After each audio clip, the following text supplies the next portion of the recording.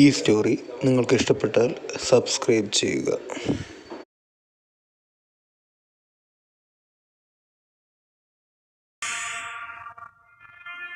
അധ്യായം 50. അമരൻ ചിരിച്ചുകൊണ്ട് മാധുരിയോട് സംസാരിക്കുന്നത് കണ്ടപ്പോൾ ആദിശേഷന് ദേഷ്യം കൂടി വന്നു. ഉടൻ തന്നെ വിക്രമാർജുനന്റെ നേരെ തിരിഞ്ഞ്, ആരാണവൻ? ആദിശേഷൻ അനിഷ്ടത്തോടെ ചോദിച്ചു. അവനാണ് അമരേന്ദ്രൻ, താരകീയ രാജവംശത്തിലെ രാജകുമാരനാണ്. അമരനായിരിക്കും ആ രാജവംശത്തിന്റെ അടുത്ത രാജാവ് എന്നൊരു സംസാരമുണ്ട്. കുറച്ചു വർഷങ്ങൾക്ക് മുമ്പ് നടന്ന മഹാചക്ര പരീക്ഷയിൽ 3 നക്ഷത്രമേ അമരന് കിട്ടിയുള്ളൂ. പക്ഷെ പിന്നീട് ഒരു അത്ഭുതം നടന്നു. അവൻ എന്ത് കഴിച്ചിട്ടാണോ എന്തോ കുറച്ചു മാസങ്ങൾക്ക് മുമ്പ് അവന്റെ ശക്തി അസാധാരണമായ വേഗത്തിൽ 8 നക്ഷത്രങ്ങളിൽ എത്തിയിരുന്നു. ആദിശേഷൻ ഇത് കേട്ട് പുഞ്ചിരിച്ചു. അവനൊരു അഷ്ടനക്ഷത്ര ബലവീരനാണോ? അവനിപ്പോൾ അപരാജിതനാണെങ്കിൽ പോലും എന്നെ സംബന്ധിച്ച് അതൊന്നും ഒരു വിഷയമല്ല. എന്നെ സംബന്ധിച്ച് അവൻ ഒരു സാധാരണ ആൺകുട്ടി മാത്രമാണ്. നീ ഇത് കാതു തുറന്നു കേട്ടോ. ഞാൻ നിന്നോട് അവന്റെ ബലത്തെക്കുറിച്ചൊന്നും തന്നെ ചോദിച്ചിട്ടില്ല. മാത്രമല്ല, അവൻ ഇപ്പോൾ എത്ര ശക്തനാണെങ്കിലും ഈ ആദിശേഷന് അതൊന്നും ഒരു വിഷയവുമല്ല. കുമാരന് മനസ്സിലായോ? ആദിശേഷന്റെ ഈ സംസാരം മാധുരിയുടെ ചെവിയിലുമെത്തി. അതിനുശേഷം അവൾ ആദിശേഷനെ ദേഷ്യത്തോടെ നോക്കി. അവളുടെ കണ്ണുകളിൽ തീ പാറി. എന്നാൽ അമരൻ മാധുരിയുടെ തോളിൽ കൈവച്ച് അവളെ സമാധാനിപ്പിച്ചു. ഈ സമയം അത്രയും തന്നെ തുറച്ചു നോക്കുന്ന ആദിശേഷനെ അമരൻ തിരിഞ്ഞു നോക്കി. വൈദ്യരുടെ വെള്ള വസ്ത്രങ്ങൾ വെയിലത്ത് വ്യത്യസ്തമായി തിളങ്ങുന്നത് അവൻ ശ്രദ്ധിച്ചു. പിന്നെ നെഞ്ചിൽ തൂങ്ങിക്കിടക്കുന്ന വൈദ്യരുടെ അടയാളം കണ്ടപ്പോൾ അമരന് എന്തോ മനസ്സിലായതുപോലെ ചിരിച്ചു. ഓ, ചുരുൾ ഗുളിക നിർമ്മിച്ച വൈദ്യർ നിങ്ങളാണോ? അവൻ പരിഹാസത്തോടെ ചോദിച്ചു. അമരൻ തന്നെ തിരിച്ചറിഞ്ഞെന്ന് മനസ്സിലാക്കിയ ആദിശേഷൻ നെഞ്ചു തുറന്ന് അവനോട് പറഞ്ഞു, കൊച്ചുകുട്ടിയാണെങ്കിലും കണ്ടുപിടിച്ചല്ലോ. ഏയ് കുട്ടി, നന്നായി കേൾക്കൂ. കടകവംശജർക്ക് ചുരുൾ ഗുളിക പോലെയുള്ള പല വിശിഷ്ട മരുന്നുകളും തയ്യാറാക്കി കൊടുക്കുന്ന വൈദ്യനാണ് ഞാൻ. ധിക്കാരത്തോടെ ആദിശേഷൻ മറുപടി പറഞ്ഞു. അവന്റെ മുഖത്തെ അഹങ്കാരം കണ്ട് അമരൻ ചിരി അടക്കാനാവാതെ മറുപടി പറഞ്ഞു, അപ്പോൾ നീ ഇത്തരത്തിൽ പെരുമാറിയതിൽ അത്ഭുതപ്പെടാനില്ല. നിന്നെ കൊണ്ട് ഇങ്ങനെയൊക്കെ പെരുമാറാൻ സാധിക്കൂ. ഇത്രയും മോശം മരുന്നുണ്ടാക്കുന്ന ഒരു വൈദ്യനിൽ നിന്നും ഇതിൽ കൂടുതൽ ഒന്നും പ്രതീക്ഷിക്കേണ്ട. ആ മനസ്സും മോശമാവും. നീയൊന്നും ഗുണമേന്മയുള്ള ഒരു മരുന്നും ഉണ്ടാക്കില്ല. അങ്ങനെ ഉണ്ടാക്കിയിരുന്നെങ്കിൽ അതും ഉയർന്ന നിലവാരമുള്ള ഒരു മാലിന്യമായനെ. അമരൻ കളിയാക്കി. ഇത് കേട്ട് അങ്ങാടിയിൽ നിന്നിരുന്ന പട്ടാളക്കാരും ജനങ്ങളും ഉറക്കെ ചിരിച്ചു. കുറച്ചു കാലം മുമ്പ് കടകരാജവംശത്തിലെ വ്യാപാരികൾ ചുരുൾ ഗുളികയുടെ വില 3 ഇരട്ടിയായി ഉയർത്തിയിരുന്നു. അതിനാൽ മിക്ക ജനങ്ങൾക്കും അവരോട് വിരോധമുണ്ട്. അതുകൊണ്ട് തന്നെ കടകവംശത്തിലെ വൈദ്യരെ കുറിച്ച് അമരൻ പറഞ്ഞത് കേട്ടപ്പോൾ എല്ലാവരും ഉറക്കെ ചിരിച്ചു. ആളുകളുടെ ചിരി ആദിശേഷനെ കൂടുതൽ രോഷാകുലനാക്കി. അവൻ അമരനെ തുറച്ചു നോക്കിക്കൊണ്ട് പറഞ്ഞു, നീ ചെയ്യുന്നത് തെറ്റാണ് അമര. നിങ്ങൾ അനാവശ്യമായ പ്രശ്നങ്ങൾ വില കൊടുത്ത് വാങ്ങുകയാണ്. നിന്റെ ധീരത നിനക്ക് തന്നെ ദോഷമായി മാറും. ഞാൻ എന്ത് ചെയ്യുമെന്ന് നിനക്ക് ഊഹിക്കാൻ പോലും കഴിയില്ല. അവൻ പരിക്കേറ്റ സിംഹത്തെ പോലെ അലറി. പക്ഷെ അത് കേട്ട് അമരൻ കൂടുതൽ ഉറക്കെ ചിരിക്കാൻ തുടങ്ങി. പിന്നെ ചിരി നിയന്ത്രിച്ച് ആദിശേഷനെ നോക്കി, ഇതെന്തൊരു മനുഷ്യൻ! ഒരു മഹായോഗിയാണെന്ന പോലെയാണ് അദ്ദേഹം സംസാരിക്കുന്നത്. അവൻ വെറുമൊരു അപരാജിതനാണ്, ഒരു സാധാരണ വൈദ്യൻ. ഇവന്റെ മട്ടും ഭാവവും കണ്ടാൽ ഈ ഹിമവാഹിനി അവന്റെ കയ്യിലാണെന്ന് തോന്നുമല്ലോ എന്ന് ചിന്തിച്ചുകൊണ്ട് അമരൻ മാധുരിയുടെ നേർക്ക് തിരിഞ്ഞു. മാധുരി അമരനെ നോക്കി ചിരിച്ചു. മാധുരി, ഇയാൾ എന്ത് വൈദ്യരാണ്? യാതൊരു വിവരവും ബുദ്ധിയുമില്ല. ഇയാളെങ്ങനെ വൈദ്യരായി? ഈ മനുഷ്യൻ ശരിക്കും എല്ലാ വൈദ്യന്മാർക്കും ഒരു നാണക്കേടാണ്. വൈദ്യരത്നങ്ങളുടെ പേര് ദുഷിപ്പിക്കാൻ ഓരോ ജന്മങ്ങൾ. അമരൻ പറഞ്ഞു. അതിനുശേഷം അമരൻ പിന്നിൽ നിന്ന് സൈനികരോട് വീണ്ടും കടകവംശരെ ആക്രമിക്കാൻ ഉത്തരവിട്ടു. കടകരാജവംശത്തിന്റെ നേതാവായ അംഗശരന്റെ പുത്രനും ഈ ചവർ വൈദ്യനും നമ്മുടെ അതിർത്തി പ്രദേശത്തിന്റെ സമാധാനം തകർക്കാൻ ശ്രമിക്കുകയാണ് പടയാളികളെ. ഭാവിയിൽ ആർക്കും ഇനി ഒരു പെൺകുട്ടിയോടും ഇങ്ങനെ പെരുമാറാൻ ചിന്തിക്കാൻ ധൈര്യം തോന്നരുത്. താരകീയ രാജവംശത്തോട് ഇത്തരമൊരു നിന്ദ്യമായ കാര്യം ചെയ്യാൻ പുറപ്പെടുന്നതിന് മുമ്പ് ഒന്നുകൂടി ആലോചിക്കണം. അതിനവരെ നമ്മളൊരു പാഠം പഠിപ്പിക്കണം. അത് കേട്ട് വിക്രമാർജുനൻ അല്പം പരിഭ്രമിച്ചു. തന്നെ ആക്രമിക്കാൻ അമരൻ മതിയായ പടയാളികളുമായാവും വന്നതെന്ന് അയാൾ കരുതിയിരുന്നില്ല. വിക്രമൻ ഉടൻ തന്നെ ഒരു തന്ത്രപരമായ പദ്ധതി തയ്യാറാക്കി. എന്നിട്ട് അമരനെ പ്രകോപിപ്പിച്ചു. എന്താ അമര, നീ വളർന്നു എന്ന് ഞാൻ കരുതി. എന്നാൽ നീ ഇപ്പോഴും കുട്ടി തന്നെയാണ് അമര. ഇപ്പോഴും നിനക്ക് യുദ്ധം ചെയ്യാൻ സൈനികരുടെ സഹായം വേണമല്ലേ? നിന്റെ സ്വന്തം ശക്തിയിൽ നിനക്കത്ര വിശ്വാസം പോരാ. കഷ്ടം. നിനക്ക് ധൈര്യമുണ്ടെങ്കിൽ ഒറ്റയ്ക്ക് എന്നോട് പോരാടി എന്നെ തോൽപ്പിക്ക്. കാണട്ടെ ഞാൻ താരകേയ രാജാവിന്റെ ധീരത. വിക്രമാർജുനന്റെ സംസാരത്തിന്റെ ഉദ്ദേശം മനസ്സിലാക്കിയ അമരൻ പറഞ്ഞു, അയ്യോ വിക്രമ, നീ എന്തിനാണ് ശ്രമിക്കുന്നതെന്ന് എനിക്ക് നന്നായി അറിയാം. നിന്റെ ഇത്തരം പ്രകോപനത്തിൽ വീണുപോവാൻ ഞാൻ നിന്നെ പോലെ മണ്ടനല്ല. നിന്റെ ശ്രമം വിഫലമാകും. എന്നാൽ വിക്രമാർജുനൻ അത് അവഗണിച്ച് അമരനെ വീണ്ടും പ്രകോപിപ്പിക്കാൻ ശ്രമിച്ചു. ഞാൻ എന്തിനു നിന്നെ പ്രകോപിപ്പിക്കണം? ഓ, എനിക്ക് മനസ്സിലായി. നീ പറഞ്ഞത് ശരിയാണ്. നിന്റെ ഭയം എനിക്ക് മനസ്സിലായി അമര. പക്ഷെ ഒരു കാര്യം, നിന്നെപ്പോലെ ഒരു ഭീരുവിനെ മാധുരി ഒരിക്കലും സ്നേഹിക്കില്ല. അതാണ് സത്യം. ഇന്ദ്രോത്സവം കഴിഞ്ഞ് പിന്നെ എന്താണ് നീ എന്റെ വെല്ലുവിളി സ്വീകരിക്കാത്തത്? ഞാൻ കരുതി നീ ഇന്ദ്രോത്സവം കഴിഞ്ഞാൽ ആ വെല്ലുവിളി സ്വീകരിക്കുമെന്ന്. എന്നാൽ നീ കുട്ടികളെ പോലെ ഓരോ ഒഴിവ് കഴിവ് പറഞ്ഞ് ഒഴിഞ്ഞു മാറുകയാണോ? ഇതുവരെ മിണ്ടാതിരുന്ന ജാനകി വിക്രമാർജുനനെ നോക്കി പറഞ്ഞു, നിനക്ക് കുറച്ചുപോലും നാണമില്ലേ? അമരന് 21 വയസ്സേ ആയിട്ടുള്ളൂ. പക്ഷേ നിനക്ക് 28 വയസ്സുണ്ട്. എന്നിട്ടും നീ അവനെ വെല്ലുവിളിക്കുന്നു. നിനക്കിപ്പോൾ എന്താണ് വേണ്ടത്? പോരിനിറങ്ങണം, അതല്ലേ വേണ്ടത്? ശരി, ഞാൻ തയ്യാറാണ്. നീ എനിക്കൊപ്പം യുദ്ധത്തിനുണ്ടോ? ഇത്രയും പറഞ്ഞ് ജാനകി കോപത്തോടെ അവളുടെ ചാട്ട നിലത്തടിച്ചു. അത് വലിയ ശബ്ദമുണ്ടാക്കി. പക്ഷേ വിക്രമാർജുനൻ അപ്പോഴും തന്റെ ശ്രമം ഉപേക്ഷിക്കാതെ അമരനെ വീണ്ടും പ്രകോപിപ്പിക്കാൻ ശ്രമിച്ചു. നീ വളരെ ഭാഗ്യവാനാണ് അമര. ഒരു പെൺകുട്ടി മുന്നോട്ട് വന്ന് നിന്നെ സംരക്ഷിക്കാൻ ആഗ്രഹിക്കുന്നു. നിനക്ക് വേണ്ടി പോരാടാൻ ആഗ്രഹിക്കുന്നു. നീ ഇപ്പോഴും ഒരു പെൺകുട്ടിയുടെ പിന്നിൽ ഒളിച്ചിരിക്കുന്നു. ഇനി എപ്പോഴാണ് നീ ഒരു ആൺകുട്ടിയെ പോലെ മുന്നോട്ട് വന്ന് എന്നെ പോലൊരുവനുമായൊക്കെ പോരാടുന്നത്? വിക്രമാർജുനന്റെ ഈ പ്രസംഗം കേട്ട് താരകേയ വംശത്തിലെ ഒരു യോദ്ധാവ് കോപത്തോടെ പറഞ്ഞു, ഒന്ന് നിർത്തൂ. സംസാരിക്കാൻ അവസരം നൽകിയപ്പോൾ ആളാവുന്നു. രാജകുമാര, ഞങ്ങളോടൊന്ന് ആജ്ഞാപിക്കൂ. ഈ അഹങ്കാരികളെ ഞങ്ങൾ ഇല്ലാതാക്കിയേക്കാം. ഇതേ ആഗ്രഹം മറ്റു യോദ്ധാക്കൾക്കും ഉണ്ടായിരുന്നു. അമരന്റെ കൽപ്പനയ്ക്കായി എല്ലാവരും തയ്യാറായി നിന്നിരുന്നു. പടയാളികളെല്ലാം കൂട്ടത്തോടെ തന്റെ അടുത്തേക്ക് വരുവാൻ തയ്യാറായി നിൽക്കുകയാണെന്ന് മനസ്സിലാക്കിയ വിക്രമാർജുനന് തനിക്ക് ഒറ്റയ്ക്ക് അവരെയെല്ലാം കൈകാര്യം ചെയ്യാൻ കഴിയില്ലെന്ന് മനസ്സിലായി.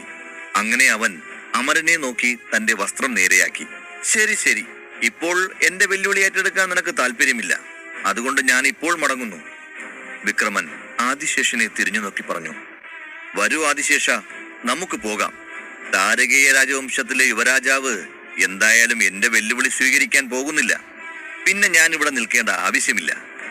അത് കേട്ട് ആദിശേഷൻ മാധുരിയെ നോക്കി പുഞ്ചിരിച്ചുകൊണ്ട് അമരനോട് പറഞ്ഞു, നിന്നെ ഞാൻ പിന്നീട് ഗൗനിക്കാം അമര. എനിക്ക് നിന്റെ വംശക്കാർ ഈ പെൺകുട്ടിയെ ഒരു ദിവസം നൽകും.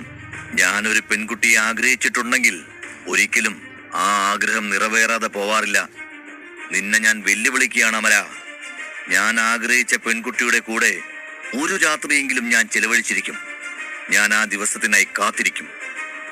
ആദിശേഷൻ തന്റെ പരുക്കൻ ശബ്ദത്തിൽ പറഞ്ഞു. അവൻ പറഞ്ഞത് കേട്ട് മാധുരി ദേഷ്യത്തോടെ ആദിശേഷനെ നോക്കി. അവന്റെ മുഖത്ത് ഒരുതരം വഷളൻ ഭാവമായിരുന്നു.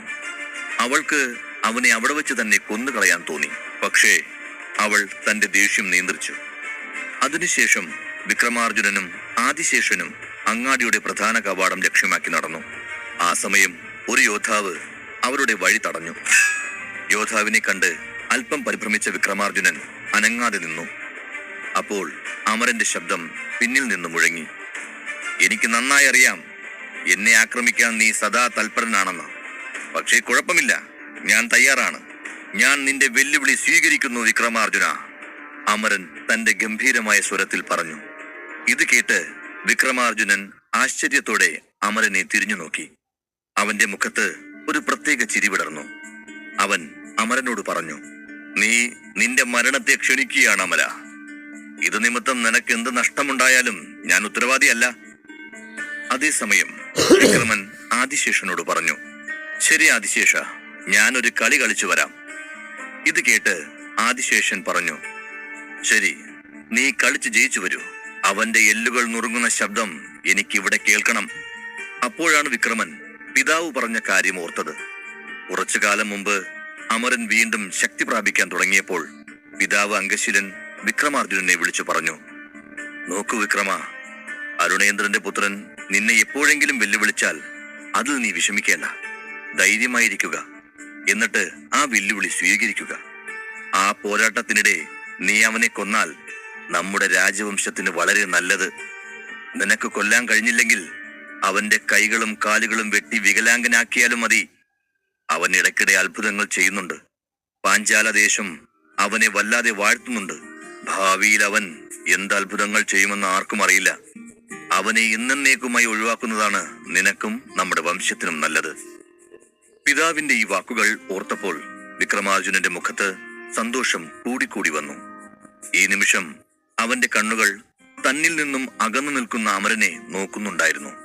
ഒരു നിമിഷം അമരൻ തന്റെ കൈകൊണ്ട് മരിക്കുന്നതായി വിക്രമൻ കിനാവ് കണ്ടു. വിക്രമാർജുനന് തന്റെ ശക്തിയിൽ അഗാധമായ വിശ്വാസമുണ്ടായിരുന്നു. അവൻ അപരാജിത നിലവാരത്തിൽ 3 നക്ഷത്രങ്ങൾ നേടിയിരുന്നു. കൂടാതെ വായുമൂലശക്തിയുടെ ഏറ്റവും ഉയർന്ന തലവും പ്രാപ്തമാക്കിയിരുന്നു. അമരൻ അപരാജിതന്റെ നിലവാരത്തിൽ പോലും എത്തിയിട്ടില്ലെന്ന് വിക്രമാർജുനന് ഉറപ്പുണ്ടായിരുന്നു. അമരൻ ഒരിക്കലും തന്നെ തോൽപ്പിക്കാനാകില്ല. വിക്രമൻ ഉറച്ചു വിശ്വസിച്ചു. വിക്രമാർജുനൻ മാത്രമല്ല, ആദിശേഷനും അമരന്റെ പരാജയം ഉറപ്പിച്ചിരുന്നു. അമരൻ ഈ വെല്ലുവിളിയിൽ തീർച്ചയായും വിജയിക്കില്ല എന്ന് കരുതി. അവിടെ നിന്നിരുന്ന യോദ്ധാക്കൾക്കൊപ്പം ജാനകിയും അങ്ങനെ തന്നെ ചിന്തിച്ചിരുന്നു. ശക്തിയിലെ വലിയ അന്തരമാണ് അമരന്റെ കഴിവിനെ സംശയിക്കാൻ കാരണം. അപ്പോൾ ജാനകിയുടെ മനസ്സിൽ ഒരു ചിന്ത ഉദിച്ചു. അമരൻ വളരെ ബുദ്ധിമാനാണ്. എന്നാൽ ഇത്തവണ അവൻ ഒരു മണ്ടത്തരമാണ് ചെയ്യുന്നത്. അവനെ എന്തിന് വിക്രമൻ പ്രലോഭിപ്പിക്കണം? എന്തിന് അമരൻ അവന്റെ വെല്ലുവിളി സ്വീകരിക്കണം? അവൾ ചിന്തിച്ചു. ഇത് ആലോചിച്ച് ജാനകി മുന്നോട്ട് വന്ന് അമരനോട് ചോദിച്ചു, അമര, നീ എന്തിനാണ് ആ വെല്ലുവിളി ഏറ്റെടുക്കുന്നത്? തീർച്ചയായും നിങ്ങൾക്ക് ഈ വെല്ലുവിളിയിൽ വിജയിക്കാൻ കഴിയില്ല. ആ കാര്യം നിനക്ക് നന്നായി അറിയാം. പിന്നെ എന്തിനാണ് ഈ വെല്ലുവിളി സ്വീകരിച്ചത്? ജാനകിയുടെ ശാസന കേട്ട് അമരൻ ചിരിച്ചുകൊണ്ട് അവളോട് പറഞ്ഞു, എന്താ ജാനകി, യുദ്ധം ആരംഭിക്കുന്നതിന് മുൻപേ വിജയിയെ നീ പ്രഖ്യാപിച്ചു കഴിഞ്ഞോ? അപ്പോൾ നീ ആഗ്രഹിക്കുന്നത് അവൻ ജയിക്കണമെന്നാണല്ലേ? അമരൻ തന്നെ കളിയാക്കുകയാണെന്ന് ജാനകിക്ക് നന്നായി അറിയാം. പക്ഷേ ഇത് കളിയാക്കാനുള്ള സമയമല്ല. കുറച്ചു നാളുകളായി അമരനോട് മത്സരിക്കാൻ കൊതിച്ച വിക്രമാർജുനൻ ഇന്ന് ആ സുവർണാവസരം മുതലാക്കണമെന്ന് ആഗ്രഹിച്ചു. ജാനകി ചാട്ടവാർ ഉയർത്തി പറഞ്ഞു, ഞാൻ നിനക്ക് വേണ്ടി നിന്റെ സ്ഥാനത്ത് നിന്ന് പോരാടും. നിന്റെ ശക്തിയിൽ എനിക്ക് സംശയമൊന്നുമില്ല. പക്ഷേ അതേസമയം നീ ഇപ്പോഴും ശക്തനായിട്ടില്ല. ദയവായി അവനെ മനസ്സിലാക്കൂ. നിന്നെ പ്രകോപിപ്പിക്കാൻ വേണ്ടി ആ വിക്രമൻ ഓരോന്ന് പറയുന്നതാണ്. കുറച്ചൊന്ന് ബുദ്ധിപരമായി ചിന്തിക്കൂ അമര. അവൻ മനഃപൂർവ്വം പ്രശ്നങ്ങൾ ഉണ്ടാക്കുകയാണ്.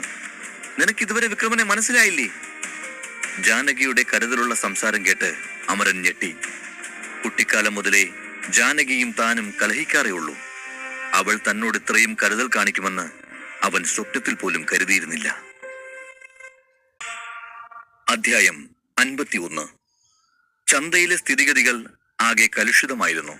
ആ സമയം അമരൻ ജാനകിയോട് പറഞ്ഞു, നോക്കു ജാനകി, നീതിയുടെ തീരുമാനങ്ങൾ എത്ര വിചിത്രമാണ്, ശരിയല്ലേ? കുറച്ചു ദിവസങ്ങൾക്ക് മുമ്പ് വരെ നീ എന്നെ എങ്ങനെയും കൊല്ലണമെന്ന ആഗ്രഹത്താൽ വാളുമായി എന്റെ പുറകെ നടന്നു. പക്ഷെ ഇപ്പോൾ നിനക്കെന്നെ രക്ഷിക്കണമെന്നാണ് ആഗ്രഹം. ഇത് നല്ല തമാശയല്ലേ?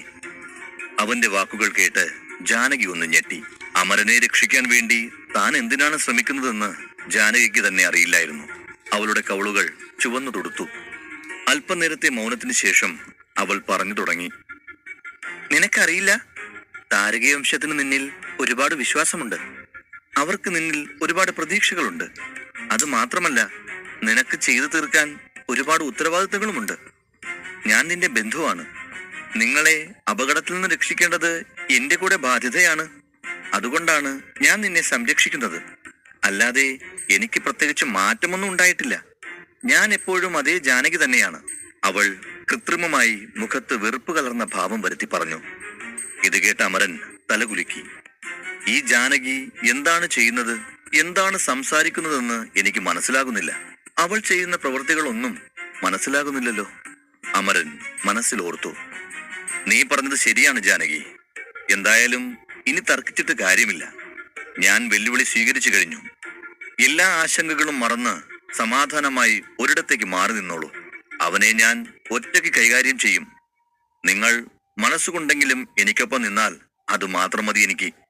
മറ്റെല്ലാം ഞാൻ നോക്കിക്കൊള്ളാം, അമരൻ പറഞ്ഞു. അശാന്തനായ വിക്രമാർജുനന്റെ അടുത്തേക്ക് അമരൻ വേഗത്തിൽ ഓടാൻ തുടങ്ങി. അമരന്റെ ഈ പ്രവൃത്തി കണ്ട ജാനകി അല്പം അസ്വസ്ഥയായി. അപ്പോഴാണ് പിന്നിൽ നിന്ന് ഒരു ശബ്ദം മുഴങ്ങിയത്. വിഷമിക്കേണ്ട ജാനകി, അമരൻ തീർച്ചയായും ഈ വെല്ലുവിളിയിൽ വിജയിക്കും. അവൻ ദുർബലനോ വിഡ്ഢിയോ ഒന്നുമല്ല. അവന്റെ ശക്തിയെക്കുറിച്ച് അവന് നല്ല ബോധ്യമുണ്ട്. അവനിൽ വിശ്വാസമില്ലായിരുന്നുവെങ്കിൽ ഒരിക്കലും ഈ വെല്ലുവിളി അവൻ ഏറ്റെടുക്കില്ലായിരുന്നു. എനിക്കവനെ നന്നായി അറിയാം, മാധുരിയാണ് പറഞ്ഞത്. അവളെ കണ്ടതും ജാനകി ആശ്വാസത്തോടെ നെടുവീർപ്പിട്ടു. ആ സമയം വിക്രമാർജുനൻ അമരൻ ഓടി വരുന്നത് ശ്രദ്ധയോടെ നോക്കി നിന്നു. വാടാ വാ, നിന്റെ മാതാവ് പോയ ഇടത്തേക്ക് നിന്നെയും പറഞ്ഞേക്കാം, അവൻ പിറുപിറുത്തു. അമരന്റെ കയ്യിലെ ഇരുമ്പ് ദണ്ട് കണ്ട് വിക്രമാർജുനൻ തന്റെ ശക്തികൾ അഴിച്ചുവിടാൻ തുടങ്ങി. അമരന്റെ കയ്യിൽ ഒരു പച്ച നിറം പടർന്നു. പെട്ടെന്ന് അവന്റെ നഖങ്ങൾ സിംഹത്തിന്റെ നഖങ്ങൾ പോലെ മൂർച്ചയുള്ളതായി മാറി. ഈ നഖങ്ങൾ മാന്ത്രികമാണെങ്കിലും അവയുടെ പ്രഭാവം യാഥാർത്ഥ്യത്തെക്കാൾ കൂടുതലായിരുന്നു. തന്റെ വിരലുകളിൽ നിന്ന് 10 മൂർച്ചയുള്ള നഖങ്ങൾ ഉയർന്നു വരുന്നതായി കണ്ടപ്പോൾ വിക്രമാർജുനൻ അമരനെ നോക്കി. കാറ്റിന്റെ വേഗതയിൽ അമരനെ ആക്രമിക്കാൻ അവൻ അതിവേഗം ഓടി. മറുവശത്ത് അമരൻ കണ്ണിന് മൂർച്ച കൂട്ടി വായുവിലേക്ക് കൈ ഉയർത്തി ശക്തിയായി നിലത്തടിച്ചു. അപ്പോൾ അന്തരീക്ഷത്തിലാകെ പൊടി ചിതറിത്തെറിച്ചു. ആ പൊടി അമരന്റെ മുന്നിൽ ഒരു കവചമായി വർത്തിക്കുകയും അവനു ചുറ്റും ഒരു ചുഴലിക്കാറ്റായി മാറുകയും ചെയ്തു. ആ കാഴ്ച കണ്ട ഏവരും അമ്പരന്നു. അമരൻ തന്റെ കയ്യിലിരുന്ന വടി വിക്രമാർജുനന്റെ നേർക്കെറിഞ്ഞു. അത് വായുവിൽ അതിവേഗം ചലിച്ചുകൊണ്ടിരുന്നു. ഒരു പുഞ്ചിരിയോടെ തന്റെ നേരെ വരുന്ന വടി വിക്രമാർജുനൻ തന്റെ കയ്യിൽ നിന്നും ബലം പിടിച്ച് വായു വളയങ്ങളുണ്ടാക്കി സ്വയം രക്ഷിച്ചു. ഇരുമ്പ് വടി ആ വളയത്തെ തട്ടി താഴെ വീണു. ഇത് കണ്ട അമരൻ ഒന്ന് ഞെട്ടി. അമരൻ വിക്രമാർജുനന്റെ വെല്ലുവിളി സ്വീകരിക്കാതായിരുന്നു എന്ന് കാഴ്ചക്കാരെല്ലാം ചിന്തിച്ചു തുടങ്ങി. അമരന്റെ ആക്രമണത്തിന് വിക്രമാർജുനൻ കൃത്യമായി പ്രത്യാക്രമണം നടത്തുന്നത് കണ്ട് പരിഭ്രാന്തനായ സൂര്യോദയൻ ജാനകിയോട് പറഞ്ഞു. ജാനകി, ഈ അമരൻ എന്താണ് ഈ കാണിക്കുന്നത്? വിക്രമാർജുനൻ അമരനേക്കാൾ എത്രയോ ശക്തനാണ്. എല്ലാവർക്കും ഇത് നന്നായി അറിയാം. എന്തിന്, അമരന് പോലും അത് നന്നായി അറിയാം. ഈ അവസ്ഥയിൽ വിക്രമാർജുനനോട് യുദ്ധത്തിനൊരുങ്ങുന്നത് അമരന് അപകടമാണ്. നമ്മുടെ അമരനെ ഈ വിക്രമാർജുനൻ എന്തു ചെയ്യുമെന്ന് കണ്ടറിയണം. അമരന്റെ ഈ അവസ്ഥയോർത്ത് സൂര്യോദയൻ വിലപിച്ചു. അതേ സൂര്യ, അമരനേക്കാൾ എത്രയോ ശക്തനാണ് വിക്രമാർജുനൻ. ഈ സമയത്ത് അവനെ നേരിട്ട് അഭിമുഖീകരിക്കുന്നത് ബുദ്ധിയല്ല. ഞാൻ പറഞ്ഞതാണ്, അവൻ നിരവധി ശക്തികളെല്ലാം കൈവരിച്ചെങ്കിലും ഇപ്പോഴും വേണ്ടത്ര ബലവാനായിട്ടില്ല അവനെന്ന്. അവന് പകരമായി ഞാൻ യുദ്ധത്തിൽ ഏർപ്പെട്ടു കൊള്ളാമെന്ന് ഞാൻ അവനോട് പറഞ്ഞതാണ്. പക്ഷേ അവൻ എന്നെ അനുവദിച്ചില്ല. ഏത് സമയവും അമരന് നേരെ ചതി നിറഞ്ഞ ഒരു പ്രത്യാക്രമണം ഉണ്ടായേക്കാം. നമ്മൾ സദാ ജാഗ്രത പാലിക്കണം. അത്തരത്തിൽ ഒരു ആക്രമണം ഉണ്ടായാൽ അമരനെ രക്ഷിക്കേണ്ടത് നമ്മളുടെ കർത്തവ്യമാണ്. അവൻ എല്ലാവരുടെയും മുൻപിൽ നായകനാവണമെന്ന് മോഹിക്കുന്നുണ്ടെന്ന് തോന്നുന്നു. അതിന്റെ പേരിൽ ജീവൻ പോയാലും അവന് കുഴപ്പമില്ല. അവൻ എന്തോ ചെയ്യട്ടെ എന്ന് കരുതി അവനെ നമുക്ക് ഒഴിവാക്കി വിടാൻ പറ്റില്ല. ഏത് നിമിഷവും അവനെ രക്ഷിക്കാൻ നമ്മൾ തയ്യാറായിരിക്കണം. വിക്രമാർജുനനെ കാണുമ്പോൾ എനിക്കൊന്നും ശരിയുള്ളതുപോലെ തോന്നുന്നില്ല. അവൻ അമരന്റെ ജീവൻ എടുക്കാൻ കാത്തിരിക്കുന്നവനാണ്. അതിനാൽ നമ്മൾ എന്തിനും തയ്യാറായിരിക്കണം. സൂര്യൻ ജാനകിയുടെ വാക്കുകൾ സ്വീകരിച്ചു തലയാട്ടി. അമരനെ രക്ഷിക്കാൻ തയ്യാറായി. പക്ഷേ മാധുരിയുടെ മുഖത്ത് യാതൊരു പരിഭ്രമവും ഇല്ലായിരുന്നു. അവൾ അമരനെ നോക്കി പുഞ്ചിരിച്ചുകൊണ്ട് ശാന്തയായി നിന്നു. അമരനും വിക്രമാർജുനനും തമ്മിൽ ഘോരമായ പോരാട്ടം നടന്നുകൊണ്ടിരുന്നു.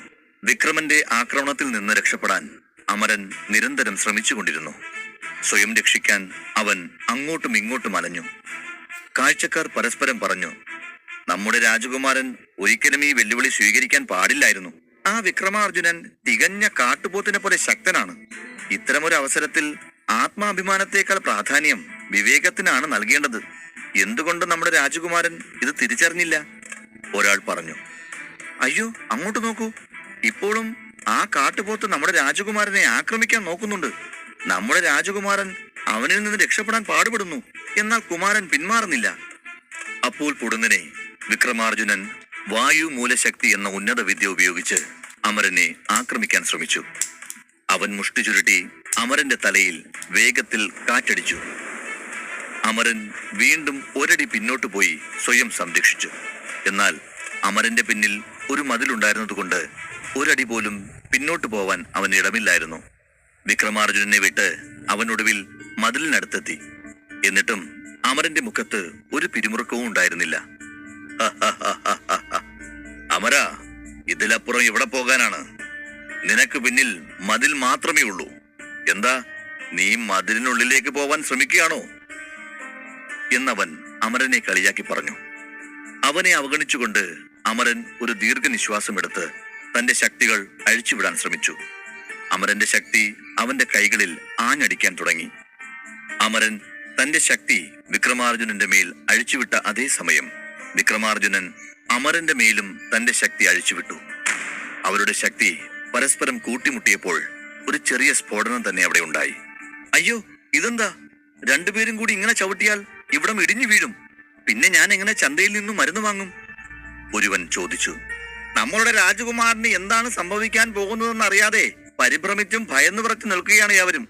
ആ സമയത്താണോ നിനക്ക് മരുന്നിന്റെ ചിന്ത? കോപാകുലനായ ഒരു പ്രജ പറഞ്ഞു. ചന്തയിലെ എല്ലാവരും പരസ്പരം ബഹളം വയ്ക്കാൻ തുടങ്ങി. രണ്ട് മത്സരാർത്ഥികളുടെ ശക്തിക്കിടയിൽ വലിയൊരു ശക്തി അന്തരമുണ്ടെന്ന് അവർക്ക് നന്നായി അറിയാമായിരുന്നു. ഏയ്, നമ്മുടെ രാജകുമാരനേക്കാൾ എത്രയോ ശക്തി ആ വിക്രമാർജുനനുണ്ട്. അങ്ങനെ ഇരിക്കെ എന്തിനാണ് ഈ വെല്ലുവിളി കുമാരൻ സ്വീകരിക്കുന്നത്? ഇങ്ങനെ പോയാൽ നമ്മുടെ രാജകുമാരൻ കൊല്ലപ്പെടും. അമരന്റെ യോദ്ധാക്കൾക്ക് പോലും അമരനോട് സഹതാപം തോന്നി. പക്ഷേ അമരന്റെ മനസ്സിൽ മറ്റെന്തൊക്കെയോ ഉണ്ടായിരുന്നു. അവൻ വിക്രമാർജുനനെ സൂക്ഷിച്ചു നോക്കി. തന്റെ ശക്തി വർദ്ധിപ്പിച്ചു. പെട്ടെന്ന് അവന്റെ അടുത്തേക്ക് പാഞ്ഞു കയറുകയും വിക്രമാർജുനനെ പിന്നിലേക്ക് തള്ളിവിടുന്ന ശക്തമായ കാറ്റുണ്ടാക്കുകയും ചെയ്തു. ആ! വിക്രമൻ വയറു പിടിച്ചു കരഞ്ഞു. ഈ ആക്രമണം മൂലം വിക്രമാർജുനന് വയറ്റിൽ കഠിനമായ വേദന അനുഭവപ്പെട്ടു. അമരന്റെ ഈ ആക്രമണം കണ്ട് അയാൾ പെട്ടെന്ന് ഞെട്ടി. ഇതെന്തൊരു പുതിയ വിദ്യ! ഞാനിതുവരെ ഇത്തരത്തിലൊരു വിദ്യയെക്കുറിച്ച് കേട്ടിട്ട് കൂടിയില്ലല്ലോ എന്നോർത്ത് വിക്രമൻ ആശയക്കുഴപ്പത്തിലായി. വിക്രമാർജുനൻ ഞെട്ടിപ്പോയത് കണ്ട് അവിടെ ഉണ്ടായിരുന്ന പലരും ഞെട്ടി. വിക്രമാർജുനൻ ഒരു നിമിഷം പകച്ചുപോയല്ലോ. നമ്മുടെ രാജകുമാരൻ അപ്പോൾ പല തന്ത്രങ്ങളും അറിയാം. ആൾക്കൂട്ടത്തിൽ ഒരുവന്റെ മനോഗതം ചന്തയിൽ മുഴങ്ങി. അമരൻ വിക്രമനെ നോക്കി വന്യവിദ്യ എന്ന് വിളിച്ചുകൊണ്ട് അവന്റെ നേരെ കൈകൾ നീട്ടി. തന്റെ ശക്തി ഉപയോഗിച്ച് ആജാനുബാഹു പോലെ വിക്രമാർജുനനെ അയാൾ തന്റെ നേർക്ക് വലിക്കാൻ തുടങ്ങി. അമരന്റെ ശക്തിയാൽ വിക്രമാർജുനൻ പൊടുന്നനെ മുന്നോട്ട് നീങ്ങാൻ തുടങ്ങി. അവന് സ്വയം നിയന്ത്രിക്കാനായില്ല. കോപത്തിൽ പല്ലിറുമി. അവന്റെ കയ്യിൽ ഒരു ഇളം നീല പ്രകാശം ജ്വലിച്ചു. ശക്തി അവന്റെ കൈകളിൽ കൊണ്ടുവരാൻ തുടങ്ങി. നീലപ്പവന വിദ്യ എന്ന് പറഞ്ഞുകൊണ്ട് അമരനെ നോക്കി വിക്രമൻ മുഷ്ടി ചുരുട്ടി നീലക്കാറ്റ് അമരന്റെ നേർക്ക് വീശാൻ തുടങ്ങി. ഇതുമൂലം കാറ്റിന്റെ വേഗത കുറഞ്ഞു. എതിർദിശയിൽ അമരനെ ലക്ഷ്യമാക്കി ശക്തമായ കാറ്റ് വീശി. നിലത്ത് കിടന്നിരുന്ന കല്ലും പൊടിയും പോലും അന്തരീക്ഷത്തിൽ പറന്നു തുടങ്ങി. അവയെല്ലാം അമരനെ ലക്ഷ്യമാക്കി പാഞ്ഞു. ഭയന്നത് തന്നെ സംഭവിച്ചിരിക്കുന്നു. എല്ലാം കഴിഞ്ഞു. നമ്മുടെ രാജകുമാരന് ഇതിൽ നിന്ന് രക്ഷപ്പെടാൻ ഇനി കഴിയില്ല. രക്ഷപ്പെടൽ ഇനി ബുദ്ധിമുട്ടാണ്. എനിക്ക് ഈ കാഴ്ച കണ്ടു നിൽക്കാൻ വയ്യ. ഒരു പ്രജ ഇങ്ങനെ പറഞ്ഞ് വിലപിച്ചുകൊണ്ടിരുന്നു. അവരാരും അമരൻ തോൽക്കുന്നത് ഇഷ്ടപ്പെട്ടിരുന്നില്ല. ആ ആക്രമണത്തിൽ നിന്ന് രക്ഷപ്പെടാൻ അമരൻ ഒരു വഴി തേടാൻ തുടങ്ങി. അവൻ ചുറ്റും നോക്കി. ഒരു പുഞ്ചിരിയോടെ വിക്രമാർജുനന് നേരെ തിരിഞ്ഞു. അമരന്റെ ചിരി കണ്ട് ജനങ്ങളും വിക്രമാർജുനനും അവൻ എന്താണ് ചെയ്യാൻ ശ്രമിക്കുന്നതെന്ന് മനസ്സിലാകാതെ അവിടെ തന്നെ നിന്നു. ജാനകിയും പരിഭ്രാന്തയായി അമരനെ നോക്കി. അമരൻ പിന്നിലുള്ള മതിലിൽ കാലുകൾ പുറകിലേക്ക് അമർത്തി ചവിട്ടിക്കൊണ്ട് വേഗത്തിൽ വിക്രമാർജുനന് നേരെ കുതിച്ചു. അവൻ കുതിക്കുന്ന വഴിയിൽ വെച്ച് അഷ്ടശക്തികൾ എന്നലറി. അമരൻ തന്റെ നേരെ വരുന്നത് കണ്ട് വിക്രമാർജുനൻ കാറ്റിന്റെ ദിശ മാറ്റി. ഇരുവരുടെയും ശക്തികൾ ഏറ്റുമുട്ടിയപ്പോൾ തന്നെ ഭൂം എന്ന ശബ്ദത്തോടെ വലിയ സ്ഫോടനമുണ്ടായി. അത് കണ്ടവരെല്ലാം സ്തംഭിച്ചുപോയി. എന്നാൽ സ്ഫോടനത്തിൽ ആർക്കും പരിക്കേറ്റിരുന്നില്ല. അമരൻ വീണ്ടും വിക്രമന്റെ അടുത്തേക്ക് ഓടാൻ തുടങ്ങി. വായുവിൽ ഉയർന്നു പറന്ന് അവന്റെ അടുത്തേക്ക് പാഞ്ഞു കയറി അവനെ ചവിട്ടാൻ ശ്രമിച്ചു. അവൻ വരുന്നത് കണ്ട് വിക്രമാർജുനൻ തന്റെ മുഷ്ടി അവന്റെ നേരെ ഉയർത്തി. അവന്റെ മുഷ്ടി അമരന്റെ കാലിൽ തട്ടിയപ്പോൾ തന്നെ എല്ലുകൾ പൊടിയുന്ന ശബ്ദം അങ്ങാടിയിലുടനീളം പ്രതിധ്വനിച്ചു. അമരൻ ഭിത്തിയിലിടിച്ച് താഴേക്ക് വീണു. അവന്റെ ആഘാതത്തിന്റെ വേഗതയിൽ മതിൽ ഇടിഞ്ഞു വീണു. തകർന്ന ഭിത്തിയുടെ വിള്ളലുകളിൽ നിന്ന് ഉയർന്നു വന്ന അമരന്റെ വായിൽ നിന്നും രക്തം വന്നു. ആ രക്തം അമരൻ നിലത്തേക്ക് തുപ്പി. അമരന് മുറിവേറ്റത് കണ്ടപ്പോൾ അവിടെയുള്ള യോദ്ധാക്കളെല്ലാം നിരാശരായി. ചില യോദ്ധാക്കൾ അതിനെക്കുറിച്ച് സംസാരിച്ചു. ഇത് സംഭവിക്കുമെന്ന് എനിക്ക് ആദ്യം മുതലേ അറിയാമായിരുന്നു. പക്ഷെ നമ്മുടെ രാജകുമാരൻ നമ്മൾ പറയുന്നതൊന്നും കേൾക്കില്ലല്ലോ. ഇപ്പോൾ തന്നെ നിരവധി പരിക്കേറ്റു. രാജാവ് ഇതറിഞ്ഞാൽ നമ്മളോടല്ലേ അന്വേഷിക്കുക? നമ്മൾ വേണ്ട രീതിയിൽ യുവരാജാവിനെ സംരക്ഷിച്ചില്ല എന്നല്ലേ രാജാവ് പറയുക? ഇനി രാജാവിനോട് എന്ത് മറുപടി പറയുമെന്ന് എനിക്കറിയില്ല, അവൻ വിലപിച്ചു. അപ്പോൾ പെട്ടെന്ന് വിക്രമാർജുനന്റെ നിലവിളി ആകാശത്തേക്ക് പ്രതിധ്വനിച്ചു. അപ്പോഴാണ് ആളുകൾ വിക്രമാർജുനനെ കണ്ടത്. അവൻ നിലത്ത് കിടക്കുന്നതും അവന്റെ കൈ പുറകിലേക്ക് വളയുന്നതും കണ്ട് എല്ലാവരും പരിഭ്രാന്തരായി. അപ്പോഴാണ് അവിടെ എന്താണ് സംഭവിച്ചതെന്ന് ജനങ്ങൾക്കും സൈനികർക്കും മനസ്സിലായത്. അയ്യോ! എല്ലുകൾ ഒടിഞ്ഞു വീഴുന്ന ശബ്ദം കേട്ടപ്പോൾ ഞങ്ങൾ കരുതിയത് രാജകുമാരന് എന്തോ സംഭവിച്ചു എന്നായിരുന്നു. എന്നാൽ അസ്ഥികൾ പൊട്ടിയ ശബ്ദം കേട്ടത് ആ കാട്ടുപോത്ത് വിക്രമാർജുനന്റെ ദേഹത്ത് നിന്നാണ്, ആരോ സന്തോഷത്തോടെ വിളിച്ചു പറഞ്ഞു. അപ്പോഴാണ് ജനക്കൂട്ടം എല്ലുകൾ പൊട്ടുന്ന ശബ്ദം അമരനിൽ നിന്നല്ല വിക്രമാർജുനനിൽ നിന്നാണെന്ന് മനസ്സിലാക്കിയത്. അമരൻ ആ വെല്ലുവിളിയിൽ ജയിച്ചു എന്ന് വ്യക്തം. എല്ലാവരും ആഹ്ലാദിച്ചു. അപ്പോൾ ജാനകി അമ്പരപ്പോടെ അമരനെ തുറച്ചു നോക്കുന്നുണ്ടായിരുന്നു. അമരൻ എങ്ങനെ വിക്രമാർജുനനെ തോൽപ്പിച്ചു എന്ന് അവൾ ആശ്ചര്യപ്പെട്ടു. അമരൻ ഇത്ര ശക്തനാണെന്ന് അവൾ അറിഞ്ഞിരുന്നില്ല. അതോർത്ത് അവൾ അത്ഭുതപ്പെട്ടു. അധ്യായം 52. അമരൻ കടകവംശജരുടെ അഹങ്കാരത്തിന് തക്ക മറുപടി നൽകി. ജാനകി, നമ്മുടെ അമരൻ ഒരു സാധാരണക്കാരനല്ല. അവൻ വിക്രമാർജുനനെ പോലൊരു അതികായനായ മനുഷ്യനെ തോൽപ്പിച്ചു കളഞ്ഞു. അമരൻ വിക്രമന്റെ എല്ലൊടിക്കുന്ന ശബ്ദം ഈ പാഞ്ചാലദേശമാകെ മുഴങ്ങുകയായിരുന്നു. അമരന്റെ വിജയത്തിൽ സൂര്യൻ വളരെയേറെ സന്തോഷിച്ചു. എനിക്ക് വിശ്വസിക്കാനാവുന്നില്ല. ഇപ്പോൾ വിക്രമാർജുനന് എത്രത്തോളം ശരീരവേദന ഉണ്ടാകുമെന്ന് എനിക്ക് നന്നായി അറിയാം. അമരന്റെ പ്രഹരമേറ്റ് 2 മാസത്തോളമാണ് ഞാൻ വേദന അനുഭവിച്ചത്. എന്നാൽ കടകവംശത്തിന്റെ രാജകുമാരൻ 2 വർഷം വിശ്രമിക്കേണ്ടി വരും വീണ്ടും ഒന്ന് പിച്ചവയ്ക്കാൻ. ആ വൈദ്യനെ കൊണ്ടുപോലും അവനെ പഴയപടിയാക്കാൻ സാധിക്കുമെന്ന് എനിക്ക് തോന്നുന്നില്ല. സൂര്യോദയൻ അതോർത്ത് ചിരിച്ചു. സൂര്യോദയന്റെ സംസാരം കേട്ടുകൊണ്ട് ഒന്നും മിണ്ടാതെ നിന്നു ജാനകി. അവൾ ആ സമയം അത്രയും അമരനെ നോക്കി നിൽക്കുകയായിരുന്നു. അവൻ അപരാജിതനായതുകൊണ്ട് കൂടുതൽ പരിക്കേൽക്കാതെ രക്ഷപ്പെട്ടു. അതുകൊണ്ടാണ് അവൻ പൊരുതാൻ വെമ്പൽ കൊണ്ടത്. അമരനെ ഞാൻ ശരിക്കും മനസ്സിലാക്കിയിരുന്നില്ല, ജാനകി മനസ്സിലോർത്തു. ഈ സമയം അമരൻ സ്വയം നിയന്ത്രിച്ചുകൊണ്ട് അവന്റെ തല ഇരുവശങ്ങളിലേക്കും ചലിപ്പിച്ച് സാധാരണ നിലയിലേക്ക് വരാൻ ശ്രമിച്ചു. ജാനകിയുടെ കണ്ണുകൾ അമരനിൽ പതിച്ചു. അപ്പോഴാണ് തനിക്കല്പം ദൂരെയായി നിൽക്കുന്ന ആദിശേഷനെ അമരൻ ശ്രദ്ധിച്ചത്. അവനെ നോക്കിക്കൊണ്ട് അരികിൽ കിടന്നൊരു ഇരുമ്പ് ദണ്ഡെടുത്ത് അമരൻ വേദന കൊണ്ട് പുളയുന്ന വിക്രമാർജുനനോട് പറഞ്ഞു, വിക്രമാർജുന, നീ കുറെ കാലമായി എന്നെ ഉപദ്രവിക്കാൻ തുടങ്ങിയിട്ട്. ഇനിയും ഞാൻ നിനക്ക് അർഹമായ വിധം പ്രതികരിച്ചില്ലെങ്കിൽ നീ എന്നെ കൊന്നുകളയും. അതെനിക്ക് തീർച്ചയാണ്. നിന്നെ ഇനിയും ജീവിക്കാൻ വിട്ടാൽ നീ ഇതുപോലെ തെറ്റായ പല കാര്യങ്ങളും ചെയ്യും, മനുഷ്യരെ ബുദ്ധിമുട്ടിപ്പിക്കും. അല്ലെങ്കിൽ തന്നെ നിനക്ക് എത്ര ധൈര്യമുണ്ടാവണം താരകീയ വംശത്തിലെ പെൺകുട്ടികളോട് അപമര്യാദയായി പെരുമാറാൻ എന്ന് പറഞ്ഞുകൊണ്ട് അമരൻ തന്റെ കയ്യിലെ ഇരുമ്പ് ദണ്ഡ് വിക്രമന് നേരെ വീശി. അമരന്റെ കണ്ണുകൾ ദേഷ്യം കൊണ്ട് 2 തീഗോളങ്ങളായി മാറി. അമരന്റെ ദേഷ്യം കണ്ട് വിക്രമൻ ഭയന്നു വിറച്ചു. അവന്റെ കോപം കണ്ട് വിക്രമാർജുനൻ തന്റെ ജീവൻ രക്ഷിക്കാനായി പരിഭ്രാന്തനായി അമരനോട് യാചിക്കാൻ തുടങ്ങി. വേണ്ട അമര, നീ എന്നെ തിരിച്ചടിച്ചതോടെ നമ്മൾക്കിടയിലെ പോർ അവസാനിച്ചു. ഞാൻ ഈ വെല്ലുവിളിയിൽ നിന്നും പിൻവാങ്ങിയിരിക്കുന്നു. ഇനിയും എന്നെ ഉപദ്രവിക്കുന്നത് യുദ്ധ നിയമത്തിനെതിരാണ്. എന്നെ വിടൂ അമര. ദയവ് ചെയ്ത് എന്നെ വെറുതെ വിടൂ, അമരനെ നോക്കി കെഞ്ചി വിക്രമൻ. എന്നാൽ വിക്രമാർജുനനോടുള്ള ദേഷ്യത്തിൽ അമരന് ഒട്ടും അയവ് വന്നില്ല. അവന്റെ മുഖത്തെ അതിക്രൂരഭാവം കണ്ട എല്ലാവരും അമ്പരന്നു. എന്നും ചന്തയിൽ ചിരിക്കുന്ന മുഖവുമായി നടന്നിരുന്ന അമരൻ ഇന്ന് അവിശ്വസനീയമാവിധം ആക്രോശിക്കുന്നത് കണ്ട് ഏവരും ഞെട്ടി. ആ സമയം അമരൻ തന്റെ മുഖത്ത് ഒരു പൈശാചിക ചിരി വരുത്തി കയ്യിലിരുന്ന ഇരുമ്പ് തണ്ട് വായുവിലേക്ക് ഉയർത്തി. ഒപ്പം ഒരു നിലവിളിയോടെ അടിക്കാൻ തയ്യാറായിരുന്നു. അമരൻ തന്റെ ജീവൻ ഇപ്പോൾ എടുക്കും എന്നോർത്ത് ഭയന്ന് വിറച്ച് അമരൻ നേരെ ദയനീയ നോട്ടം പായിച്ചു വിക്രമൻ. ഇരുമ്പ് കമ്പി ഉയർത്തി നിൽക്കുന്ന ആജാനുബാഹുവായ അമരനെ നോക്കി ചന്തയിലുണ്ടായിരുന്നവർ പോലും ഭയന്ന് വിറച്ചു. കടകവംശത്തിലെ യുവരാജാവ് ഇത്രയേറെ ദാരുണമായി തെരുവിൽ കിടന്ന് തന്റെ ജീവന് വേണ്ടി യാചിക്കും എന്നാരും കരുതിയിരുന്നില്ല. എന്നാൽ അതേസമയം അമരനെ തടയുവാൻ ആർക്കും ധൈര്യവും ഉണ്ടായിരുന്നില്ല. ജാനകി പോലും അമരന്റെ ഈ മാറ്റം കണ്ട് അമ്പരന്ന് നിന്നു. അമരന്റെ ഈ ക്രൂരമുഖം അവൾ സ്വപ്നത്തിൽ പോലും വിചാരിച്ചിരുന്നില്ല. അമരൻ ഹൃദയം കൊണ്ട് വളരെ മാന്യനായ ഒരു യുവാവാണെന്ന് അവൾക്ക് നന്നായി അറിയാമായിരുന്നു.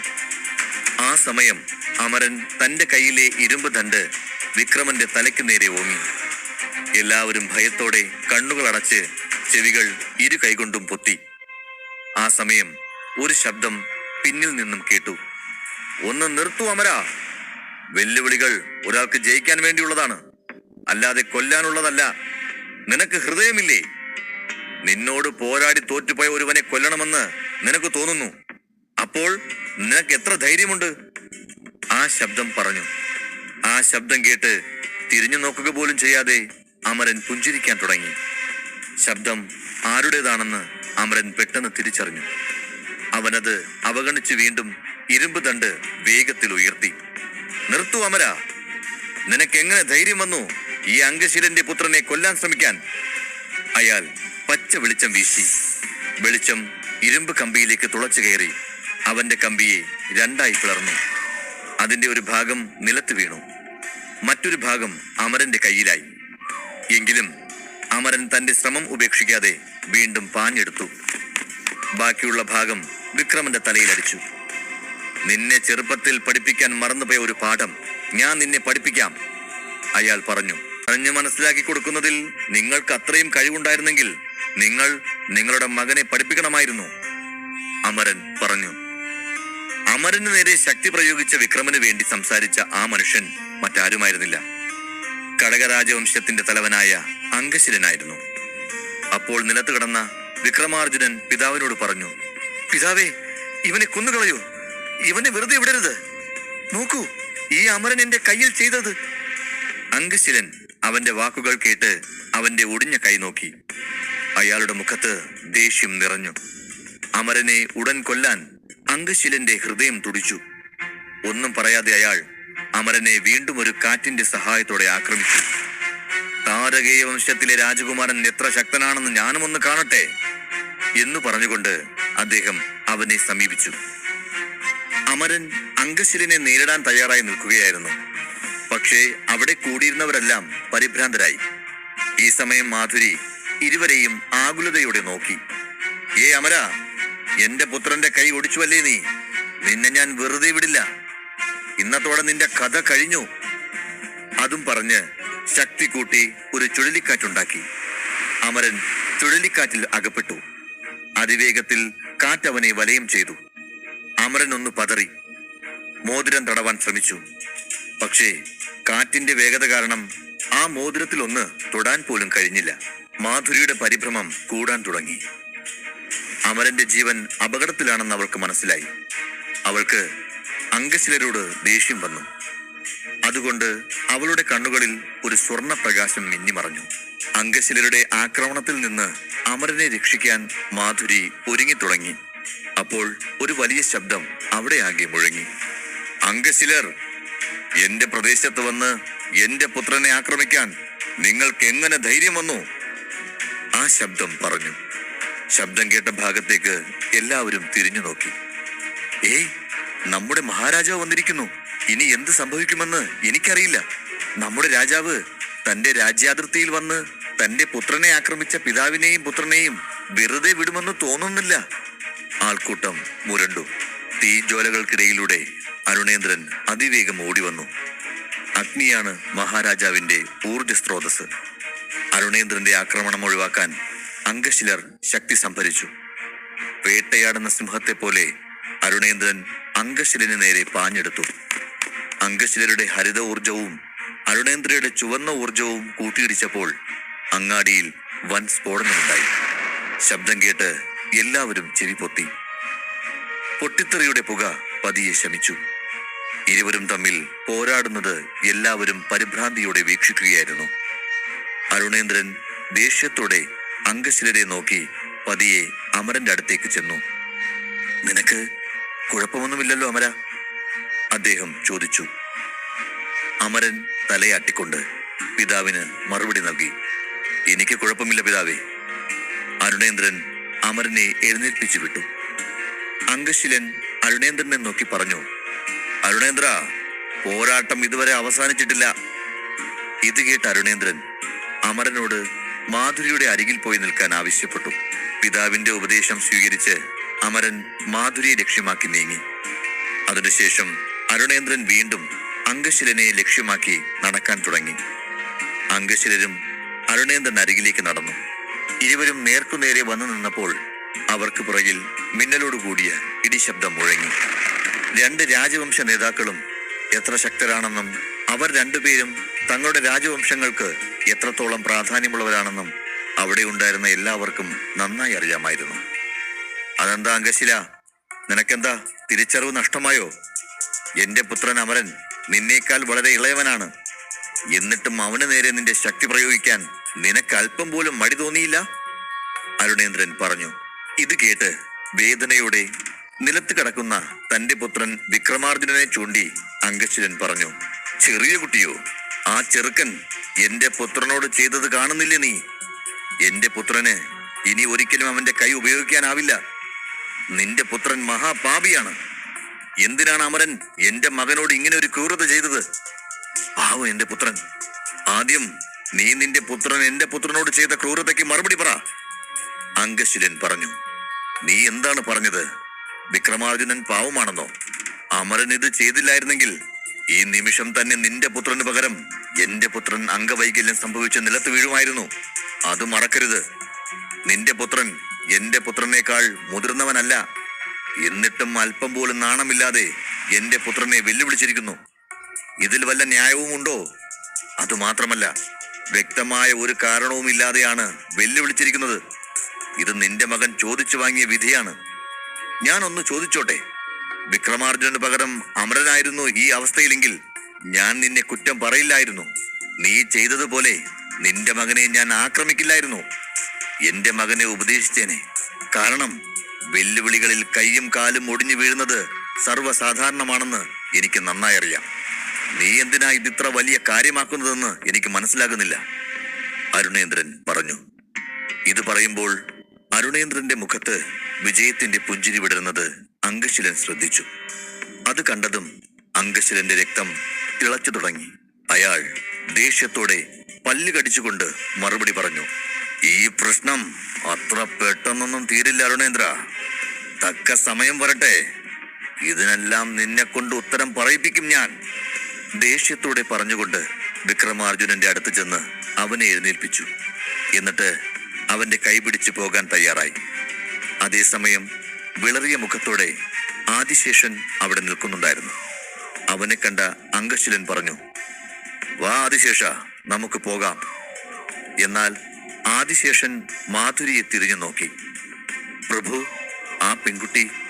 മാധുരിയെ കണ്ണുകൊണ്ട് ചൂണ്ടി അവൻ ചോദിച്ചു. അത് കേട്ട് അംഗശിലരുടെ കണ്ണുകൾ കോപം കൊണ്ട് ചുവന്നു. ആദിശേഷനെ അവിടെ വെച്ച് തന്നെ കൊല്ലാൻ തോന്നി അയാൾക്ക്. കഷ്ടം, എന്തൊരു മനുഷ്യനാണിവൻ. ഇവിടെ ഇത്ര വലിയ കലാപം നടക്കുന്നുണ്ട്. സത്യത്തിൽ കലാപത്തിന്റെ മൂലകാരണം തന്നെ ഈ മണ്ടനാണ്. എന്റെ പുത്രന്റെ കൈ ഒടിഞ്ഞിരിക്കുകയാണ്. ഇപ്പോഴും അവന്റെ ബുദ്ധി സ്ത്രീകൾക്ക് പുറകെ അലഞ്ഞു നടക്കുകയാണ്. ആ ചിന്തയിൽ അയാൾക്ക് ദേഷ്യം വന്നു. പക്ഷെ അത് പ്രകടിപ്പിക്കാൻ കഴിഞ്ഞില്ല. കാരണം കടകരാജവംശത്തിന് മരുന്ന് തയ്യാറാക്കാൻ കഴിയുന്ന ഒരേ ഒരു നല്ല വൈദ്യർ ആദിശേഷൻ മാത്രമാണെന്ന ഒറ്റ കാരണം കൊണ്ട് ദേഷ്യം നിയന്ത്രിക്കുകയല്ലാതെ വേറെ വഴിയില്ലായിരുന്നു. മുഖത്ത് കൃത്രിമ പുഞ്ചിരിയോടെ നമുക്ക് നമ്മുടെ കൊട്ടാരത്തിൽ പോയി സംസാരിക്കാം എന്ന് പറഞ്ഞു. അംഗശ്രീയുടെ മുഖത്തെ ഭാവമാറ്റം കണ്ട് തലകുലുക്കി അയാളോടൊപ്പം നടക്കാൻ തുടങ്ങി. പക്ഷേ പോകുന്നതിന് മുമ്പ് അവൻ മാധുരിയെ നോക്കി നെടുവീർപ്പിട്ടു. മൂവരും പോകുന്നത് കണ്ട് അരുണേന്ദ്രന്റെ മുഖം വിജയത്താൽ തിളങ്ങി. അപ്പോൾ ചുണ്ടിന്റെ കോണുകളിൽ നിന്ന് ചോരയൊലിക്കുന്ന അമരന്റെ നേർക്ക് അദ്ദേഹം നോട്ടം തിരിച്ചു. എന്നിട്ട് അമരന്റെ അടുത്തേക്ക് നടന്നു. മഹാരാജാവ് അമരന്റെ അടുത്ത് ചെന്ന് പുറകിൽ തലോടി. സബാഷ് അമര, നീ ഒരു നല്ല കാര്യം തന്നെയാണ് ചെയ്തത്. ശത്രുക്കൾക്ക് അർഹിക്കുന്ന മറുപടി തന്നെ നൽകി. നിന്റെ ശക്തി അധികരിക്കാത്ത കാലത്ത് തന്നെ നീ ശത്രുക്കളെ നിലം പരിശാക്കി. പക്ഷേ അവന്റെ ഒരു കൈ മാത്രം ഓടിച്ചത് ശരിയായില്ല. അവന്റെ 2 കൈ ഒടിയണമായിരുന്നു, മഹാരാജാവ് പറഞ്ഞു. അത് കേട്ട് അമരൻ അമ്പരന്നു. മഹാരാജാവിന്റെ വാക്കുകൾ കേട്ട് അമരൻ മാത്രമല്ല, അവിടെ നിന്നവരെല്ലാം അമ്പരന്നു. 53 ചന്തയിലെ പ്രശ്നങ്ങൾ കുറേയേറെ കെട്ടടങ്ങി. മഹാരാജാവിന്റെ വാക്കുകൾ കേട്ട് ആളുകൾ പരസ്പരം സംസാരിച്ചു. ഇതെന്താ, നമ്മുടെ രാജകുമാരൻ ദേഷ്യക്കാരനാണ്. വർദ്ധിച്ച ദേഷ്യത്തിൽ കുമാരൻ വിക്രമാർജുനനെ കൊല്ലുമോ എന്ന് പോലും കാഴ്ചക്കാർ ഭയന്നു. എന്നാൽ ഇപ്പോൾ അവനെ കൊല്ലണമായിരുന്നെന്ന് മഹാരാജാവ് തന്നെ പറയുന്നു. ആൾക്കൂട്ടത്തിൽ ഒരുവൻ മറ്റൊരുവനോട് പറഞ്ഞു, രാജാവ് പറഞ്ഞത് തന്നെയാണ് ശരി. അവർക്കെല്ലാം ഇതാണ് ശരിയായ മറുപടി. നമ്മുടെ രാജകുമാരനോട് ആ വിക്രമാർജുനന് പാവം തോന്നിയോ? ഇല്ല, രാജകുമാരൻ അവന്റെ കൈ പിടിച്ചൊടിച്ചില്ലായിരുന്നെങ്കിൽ അവൻ നമ്മുടെ രാജകുമാരനെ തള്ളിയിടുമായിരുന്നു. രാജാവ് പറഞ്ഞത് ശരിയാണ്, മറ്റൊരാൾ പറഞ്ഞു. ഏതാനും നിമിഷങ്ങൾക്ക് ശേഷം അമരൻ, മാധുരി, സൂര്യോദയൻ, ജാനകി എന്നിവരോടൊപ്പം അരുണേന്ദ്രൻ കൊട്ടാരത്തിലേക്ക് മടങ്ങി. അവർ പോയതിനു പിറകെ ജനങ്ങൾ അവരുടെ വേലകളിൽ മുഴുകി. ഏതാനും മണിക്കൂറുകൾ കഴിഞ്ഞപ്പോൾ ആകാശം മെല്ലെ ഇരുളാൻ തുടങ്ങി. ആകാശത്തിൽ പൂർണ്ണചന്ദ്രൻ പ്രകാശം പരത്തുന്നുണ്ടായിരുന്നു. നിലാവെളിച്ചം കൊട്ടാരത്തിലും പ്രകാശം നിറച്ചു. ആ ദിവസത്തെ ബഹളത്തിന് ശേഷം പാഞ്ചാല നഗരം നിശബ്ദമായി. ആളുകൾ കൂടുതലും അവരുടെ വീടുകൾക്കുള്ളിലായിരുന്നു. പുറത്ത് തെരുവുകളിൽ തീക്കനലുകൾ പറക്കുന്നു. തത്തയും തവളയും അവിടെയും ഇവിടെയും ചിലച്ചുകൊണ്ടിരുന്നു. മിണ്ടാപ്രാണികളും മൂങ്ങയും ഇടയ്ക്കിടെ മൂളുന്നുണ്ട്. പാതയോരങ്ങളിൽ കുറച്ചുപേർ മാത്രമേയുള്ളൂ. അവർ അലഞ്ഞു തിരിയുകയായിരുന്നു. അമരൻ തന്റെ അറയിലെ കട്ടിലിൽ കിടന്ന് എന്തോ ആലോചനയിലായിരുന്നു. ജനലിലൂടെ ആകാശത്തേക്ക് നോക്കി എന്തോ ആഴത്തിൽ ചിന്തിച്ചു കൊണ്ടിരുന്നു. അവന്റെ മനസ്സ് മാധുരിയെക്കുറിച്ച് ചിന്തിച്ചു. അവൻ വരുണമിത്രനോട് ചോദിച്ചു, ഗുരു ഗുരു എനിക്കൊരു സംശയമുണ്ട്. ഞാൻ ഗുരുവിനോട് ചോദിക്കട്ടെ? അവൻ പറഞ്ഞു. എന്താ അമര, ധൈര്യമായി ചോദിക്ക. വരുണമിത്രൻ പറഞ്ഞു. താങ്കളുടെ നക്ഷത്ര നിലവാരം എത്രയാണെന്ന് എന്നോട് ഇതുവരെ പറഞ്ഞിട്ടില്ല. അമരൻ പറഞ്ഞു. നിനക്കെന്താ പെട്ടെന്ന് ഇങ്ങനെ ഒരു സംശയം? എല്ലാത്തിനുമുപരി ഞാനിപ്പോൾ വെറുമൊരു ആത്മാവായി മാറിക്കഴിഞ്ഞു. പിന്നെ എന്തിനാ അതൊക്കെ? ഒന്നേ ഞാൻ പറയൂ അമര, എന്നെ തോൽപ്പിക്കാൻ മഹായോഗി നിരയിലുള്ളവർക്ക് മാത്രമേ കഴിയൂ. അമരൻ ഒന്നും മിണ്ടാതെ കേട്ടിരുന്നു. അതുപോകട്ടെ, ഇനി ഞാനൊരു സംശയം ചോദിച്ചോട്ടെ? വരുണമിത്രൻ പറഞ്ഞു. അവിടുന്ന് എന്നോട് എന്താണ് ചോദിക്കാൻ പോകുന്നത്? ശരി, ചോദിക്കൂ. എന്താണ് ചോദിക്കുന്നതെന്ന് ഞാൻ നോക്കട്ടെ. അമര, ആ വിക്രമാർജുനനെ കൊല്ലാൻ നീ ഒരു ഇരുമ്പ് വടി വീശിയില്ലേ? നീ സത്യത്തിൽ അവനെ കൊല്ലാൻ നോക്കിയതാണോ? അതോ നീ അവനെ ഭയപ്പെടുത്താൻ വേണ്ടി ചെയ്തതാണോ? അവൻ മരിക്കേണ്ടവൻ തന്നെയാണ് ഗുരുവേ. അവനെ കൊല്ലുന്നതിൽ എനിക്ക് വിരോധമില്ല ഗുരു. അവനത് അർഹിക്കുന്നുണ്ട്. പക്ഷെ അവനെ ഇപ്പോൾ കൊല്ലാൻ ഞാൻ വിചാരിക്കുന്നില്ല. അവന് പകരം മറ്റൊരാളെ കൊല്ലുന്നതിനെ പറ്റിയാണ് ഞാൻ ആലോചിക്കുന്നത്.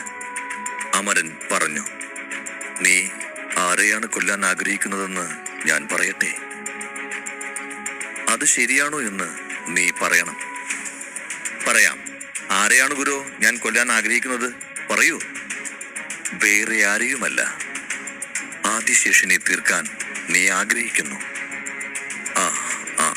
അതെ, അമരൻ മടിച്ചു മടിച്ചു മറുപടി പറഞ്ഞു. എന്തിനാ അവനെ കൊല്ലാൻ മാത്രം നിനക്കെന്താണ് ദേഷ്യം? വരുണമിത്രൻ ചോദിച്ചു. അത് എന്തിനാണെന്നറിയാമോ? ഞാനിവിടെ നിന്നും പരിശീലനത്തിന് പോകുന്നതിന് കുറച്ചു സമയമേ ഇനിയുള്ളൂ. അതിനു മുൻപ് ഈ പ്രശ്നം അവസാനിപ്പിക്കാൻ ഞാൻ ആഗ്രഹിക്കുന്നു. ഗുരു, കടകരാജവംശവുമായുള്ള പ്രശ്നത്തിന്റെ മൂല കാരണം തന്നെ അവനാണ്. അവനെ കൊന്നാൽ പിന്നെ കടകരാജവംശത്തിന് ആര് മരുന്ന് തയ്യാറാക്കി കൊടുക്കും? അതോടെ കടകവംശത്തിന്റെ മരുന്ന് കടകൾ എന്നേക്കുമായി പൂട്ടും. അമര, നീ എത്ര ദേഷ്യപ്പെട്ടാലും സ്വബോധം കൈവിടില്ലെന്ന് എനിക്ക് നന്നായി അറിയാം. അതല്ല യഥാർത്ഥ കാരണം. നിനക്ക് അവനോട് ദേഷ്യം തോന്നാൻ വേറെ ഒരു കാരണം കൂടിയുണ്ട്. എനിക്കത് നന്നായി അറിയാം. എന്താണ് കാരണം? നിങ്ങൾക്ക് അതെന്താണെന്നറിയാമോ? ദേഷ്യത്തോടെ അമരൻ ചോദിച്ചു. ആദിശേഷൻ മാധുരിയോട് അപമര്യാദയായി പെരുമാറി. മാധുരിയെ അവൻ തെറ്റായ കണ്ണുകൾ കൊണ്ടാണ് നോക്കുന്നത് എന്നറിയുമ്പോൾ സഹിക്കാൻ പറ്റില്ലല്ലോ. അതുകൊണ്ടാ നിനക്ക് ആദിശേഷനെ കൊല്ലണമെന്ന് തോന്നുന്നത്. എന്താ അമര, അവളെ തെറ്റായി നോക്കിയവനെ കൊല്ലണമെന്ന് തോന്നുന്ന വിധം മാധുരി നിനക്കത്രയ്ക്കും പ്രിയപ്പെട്ടവളാണോ? ഗുരുദേവൻ പെട്ടെന്ന് ഇങ്ങനെ ഒരു ചോദ്യം ചോദിച്ചപ്പോൾ തന്നെ അമരൻ പതറിപ്പോയി. തന്റെ മനസ്സ് വായിച്ചതുപോലെ ഗുരു സംസാരിക്കുന്നത് കേട്ടപ്പോൾ അവൻ ആശ്ചര്യപ്പെട്ടു. ഒന്നുമില്ല ഗുരു, നിങ്ങൾ തെറ്റിദ്ധരിച്ചതാണ്. ആ വൈദ്യരെ കൊന്നാൽ പിന്നെ കടകരാജവംശത്തെ എളുപ്പം തോൽപ്പിക്കാമെന്ന് ഞാൻ കരുതി. ഗുരു അനാവശ്യമായി എന്നെ തെറ്റിദ്ധരിക്കരുത്. അവൻ കള്ളദേഷ്യം പ്രകടിപ്പിച്ചു. ശരി ശരി ശരി, ഇപ്പോ എന്താ? എനിക്ക് തെറ്റുപറ്റിയെന്ന് ഞാൻ സമ്മതിക്കണം, അത് മതിയോ? വരുണമിത്രൻ പറഞ്ഞു. രണ്ടുപേരും പെട്ടെന്ന് ചിരിച്ചു. ഗുരു, നിങ്ങൾ എന്നെ ഒന്ന് സഹായിക്കണം. ആ ആദിശേഷനെ നശിപ്പിക്കാൻ എന്നെ എന്തെങ്കിലും വിധത്തിൽ ഒന്ന് സഹായിക്കൂ. ഗുരു, അവനെ ഇന്ന് തന്നെ എന്തെങ്കിലും ചെയ്യണം. ഇല്ലെങ്കിൽ എനിക്ക് സമാധാനമായി ഇന്ന് ഉറങ്ങാൻ കഴിയില്ല. അവൻ വിലപിച്ചു. ഇതെന്താ അമര, ഞാനൊരു ആത്മാവാണ്, അത് നീ മറക്കരുത്.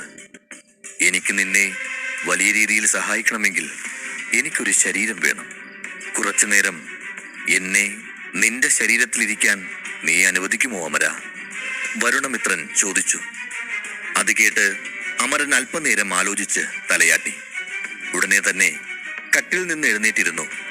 അതിനുശേഷം കീശയിൽ നിന്നും ചുവന്ന നിറമുള്ള ഒരു മോതിരം പുറത്തെടുത്തു. പതിവ് പോലെ അവൻ വൈദ്യരുടെ കറുത്ത വസ്ത്രം ധരിച്ചു.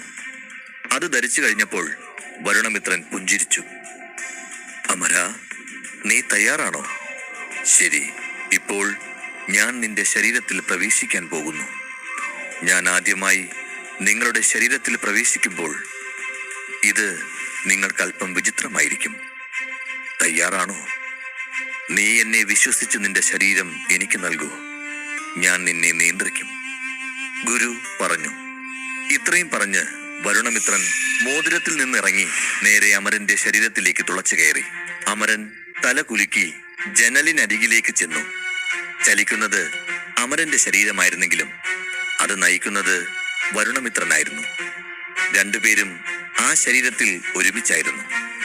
യവനിക നീക്കിയ ശേഷം അമരൻ ജനലിന്റെ അരികിൽ നിന്നും ചുറ്റും വീക്ഷിച്ചു. ഗുരു, എന്തിനാ ഇവിടെ വന്ന് നിൽക്കുന്നത്? അല്പമൊന്ന് തെറ്റിയാൽ താഴെ വീഴും, എല്ലാ എല്ലും ഒടിയും. അതുകൊണ്ട് ഗുരുവിനൊന്നും സംഭവിക്കില്ല. പക്ഷേ എന്റെ ശരീരത്തിനാണ് പരിക്ക് പറ്റുക, അമരൻ പറഞ്ഞു. അവൻ പറയുന്നത് കേട്ട് വരുണമിത്രൻ ഒരടി മുന്നോട്ട് വച്ചു. അമരന്റെ ഹൃദയം പിടഞ്ഞു. പക്ഷേ ശരീരം താഴെ വീണില്ല. പകരം അത് ആകാശത്ത് പൊങ്ങിപ്പറന്നു. ഹായ് ഗുരു, ഇതെന്താ? ഞാൻ പറക്കുന്നു. അങ്ങേക്കിങ്ങനെ ഒരു ശക്തി ഉണ്ടായിരുന്നോ? ഹായ്, അതീവ രസകരമായിരിക്കുന്നു. നിങ്ങൾ വളരെ നല്ലവനാണ് ഗുരു, അമരൻ പറഞ്ഞു. ഇതിനൊക്കെ അത്ഭുതപ്പെട്ടാലോ കുമാര? നോക്ക്, ഇനിയും എത്ര അത്ഭുതങ്ങൾ കാണാനിരിക്കുന്നു. അമരൻ ഒരു പക്ഷിയെ പോലെ കൈകൾ വിടർത്തി വായുവിൽ പറക്കാൻ തുടങ്ങി. അത് കണ്ട അമരൻ ആകെ ഉഷാറായി. ഹേ ഗുരു, ശുദ്ധനായ വ്യക്തിയാണ് ഗുരു, വളരെ നല്ല ഗുരു. ഇനി എങ്ങോട്ടും നടക്കരുത്, നമുക്കെല്ലായിടത്തേക്കും പറക്കാം. അവൻ ആവേശത്തോടെ പറഞ്ഞു. അത് ശരി, ഇപ്പോൾ നമ്മൾ എങ്ങോട്ടാണ് പോകുന്നത്? അമരൻ ചോദിച്ചു. കടകരാജവംശത്തിന്റെ കൊട്ടാരത്തിലേക്ക്. നീയല്ലേ പറഞ്ഞത്? വരുണമിത്രൻ പറഞ്ഞു. അതെ അതെ, ഞാൻ തന്നെയാ പറഞ്ഞത്. പറക്കാൻ തുടങ്ങിയപ്പോൾ ആ കാര്യം മറന്നു. തണുത്ത കാറ്റിനു നടുവിൽ സന്തോഷത്തോടെ പറക്കുന്ന അമരൻ താഴെയുള്ള പ്രകൃതി ദൃശ്യങ്ങൾ ആസ്വദിച്ചുകൊണ്ടവൻ പറന്നു. ഈ സമയം കടകരാജവംശത്തിന്റെ കൊട്ടാരത്തിൽ അംഗശിലനും ആദിശേഷനും കൂടിയാലോചന നടത്തുകയായിരുന്നു. അംഗശിലൻ ആശ്ചര്യത്തോടെ ആദിശേഷനെ നോക്കി പറഞ്ഞു. നോക്കൂ ആദിശേഷ, നമ്മുടെ 2 രാജവംശങ്ങൾക്കിടയിൽ നടക്കുന്ന പ്രശ്നങ്ങളെക്കുറിച്ച് നിനക്ക് നന്നായി അറിയാം. നീ പുതിയതായി നിർമ്മിക്കാൻ പോകുന്ന മരുന്ന് ഇതിനൊക്കെ പരിഹാരമുണ്ടാക്കുമോ? ഇനി ഞാൻ തയ്യാറാക്കാൻ പോകുന്ന മരുന്ന് ചുരുൾ ഗുളികകളെക്കാൾ എത്രയോ മടങ്ങ് ശക്തിയുള്ളതായിരിക്കും. എല്ലാ യോദ്ധാക്കൾക്കും ഈ മരുന്ന് വാങ്ങാൻ തീർച്ചയായും ആഗ്രഹമുണ്ടാകും. അത് ഞാൻ ഉറപ്പു നൽകുന്നു.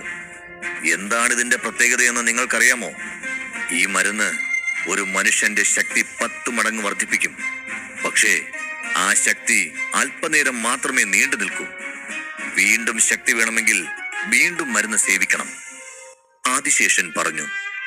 ഇത് കേട്ടതും അംഗശിലരുടെ മുഖം വിടർന്നു. ഇങ്ങനെ ഒരു മരുന്ന് വിപണിയിലെത്തിയാൽ യോദ്ധാക്കൾ വീണ്ടും കടകരാജവംശത്തിന്റെ ചന്തകളിലേക്ക് ആകർഷിക്കപ്പെടുമെന്ന് കരുതി അയാൾക്ക് സന്തോഷം തോന്നി.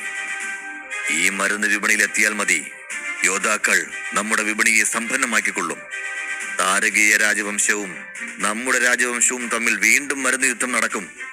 എന്നാൽ ഇത്തവണ നമ്മൾ തീർച്ചയായും വിജയിക്കും, ആദിശേഷൻ പറഞ്ഞു. സന്തോഷം, ഇനി ഒന്നും വൈകിക്കണ്ട. വേഗം തന്നെ മരുന്ന് നിർമ്മാണം ആരംഭിച്ചുകൊള്ളൂ ആദിശേഷ, കടകവംശരാജൻ പറഞ്ഞു. പക്ഷെ ഒരു ചെറിയ പ്രശ്നമുണ്ട് രാജൻ. ഈ മരുന്ന് ഒരു ചുരുട്ടിപ്പിടിച്ച ഗുളിക പോലെയാണ്. എനിക്കിത് വലിയ അളവിൽ തയ്യാറാക്കാൻ കഴിയില്ല. അതേസമയം ഇത് തയ്യാറാക്കാൻ എനിക്ക് 2 ദിവസം ആവശ്യമാണ്. ഗുണനിലവാരം അല്പം കുറവായിരിക്കും. പക്ഷേ എനിക്കറിയാം, നിങ്ങൾ അതിനെക്കുറിച്ച് വിഷമിക്കില്ലെന്ന് ഞാൻ കരുതുന്നു, ആദിശേഷൻ പറഞ്ഞു. ഇത് കേട്ട് അംഗശിലർ ഉറക്കെ ചിരിച്ചുകൊണ്ട് പറഞ്ഞു. ശരി ആദിശേഷ, നിനക്ക് ചെയ്യാൻ കഴിയുന്നത് പോലെ ചെയ്യൂ. വില കൊടുത്ത് വാങ്ങാൻ സാധിക്കുന്നവർ മാത്രം ഈ പുതിയ മരുന്ന് വാങ്ങട്ടെ. എന്തായാലും ഇത് ആളുകളുടെ ശ്രദ്ധ നമ്മളിലേക്ക് തിരിച്ചുവിടാനുള്ള ഒരു മികച്ച മാർഗമാവണം. വീണ്ടും നമ്മുടെ ചന്ത സജീവമാകണം, അദ്ദേഹം പറഞ്ഞു. എന്നാൽ അംഗശിലന്റെ സന്തോഷം കണ്ട ആദിശേഷന്റെ ഉള്ളിലെ കുടില ബുദ്ധി ഉണർന്നു. അവൻ സമൃദ്ധമായി പറഞ്ഞു. പ്രഭോ, ഞാൻ മരുന്ന് നിർമ്മിക്കണമെങ്കിൽ എനിക്കൊരു ചെറിയ സഹായം അങ്ങ് ചെയ്തു തരണം. അംഗശിലർ സന്ദേഹത്തോടെ തലകുലുക്കി. അത് കേട്ട് അദ്ദേഹത്തിന്റെ മുഖത്ത് ആകാംക്ഷ നിറഞ്ഞു. എന്നിട്ട് ആദിശേഷനോട് പറഞ്ഞു. ആദി, നിനക്ക് പറയാനുള്ളത് വ്യക്തമായി പറയൂ. രാജാവിന്റെ മുഖത്തെ ആശയക്കുഴപ്പം കണ്ട് ആദിശേഷൻ പുഞ്ചിരിയോടെ പറഞ്ഞു. പ്രഭോ, അങ്ങ് വ്യാകുലപ്പെടേണ്ടതില്ല. കടകരാജവംശത്തിന്റെ സാമ്പത്തിക സ്ഥിതി എന്താണെന്ന് എനിക്ക് നന്നായി അറിയാം. അതിനാൽ ഞാൻ പണം ചോദിക്കാൻ പോകുന്നില്ല. എനിക്ക് പണത്തിന് പകരം മറ്റൊന്നാണ് വേണ്ടത്. അംഗശിലൻ നെറ്റി ചുളിച്ചു.